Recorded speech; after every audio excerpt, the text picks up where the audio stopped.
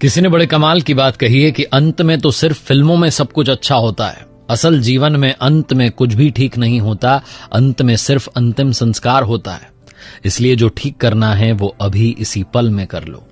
आपके साथ मैं हूं आरजे कार्तिक, माय एफएम से। एक बड़ी छोटी सी कहानी। एक राजा ने अपने दरबार में अलग अलग देश के राजाओं को बुलाया, एक बड़ा उत्सव रखवाया और अपने गुरुजी को भी बुलाया। वहां पर राज्य की जो सुप्रसिद्ध नर्तकी थी उसको बुलाया गया नृत्य करने के लिए, और कुछ स्वर्ण मुद्राएं जो थी वो राजा ने अपने गुरुजी को दे दी कि अगर आपको लगे कि नृत्य अच्छा हुआ है तो आप इनको पुरस्कृत कर दीजिएगा। गुरुजी के पास में तो कुछ था नहीं।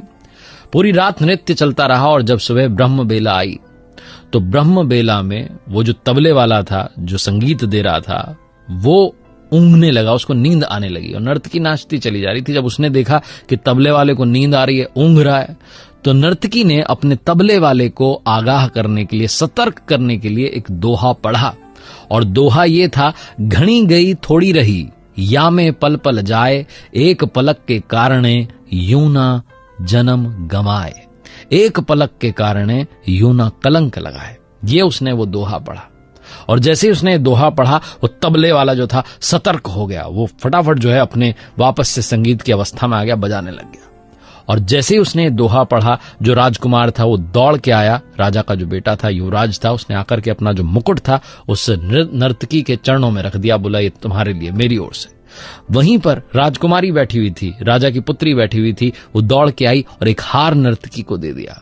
गुरुजी दौड़े और जाकर के जितने सिक्के थे सोने के उनके पास सब दे दिए, स्वर्ण मुद्राएं दे दी कि लो भैया सारा तुम्हारा। और जब ये देखा राजा ने कि नर्तकी ने एक दोहे से इन सब को लूट लिया है तो उससे रहा नहीं गया। वो अपने सिंहासन से खड़ा और कहने लगा कि क्या चल रहा है, तुमने एक दोहा पढ़कर के सबको लूट लिया, तुम इस किस तरीके की भाषा यहां पर बोल रही हो। तभी राजा के गुरु ने कहा कि राजन आप शांत हो जाइए, मैं आपको बताता हूं कि इसने दोहा क्या पढ़ा है। इसने पढ़ा है कि घणी गई थोड़ी रही, या में पल पल जाए, एक पलक के कारणे यूं ना जन्म गंवाए, यूं ना कलंक लगाए। इसके दोहे ने मेरी आंखें खोल दी, इसलिए मैंने सारी स्वर्ण मुद्राएं इसको दे दी।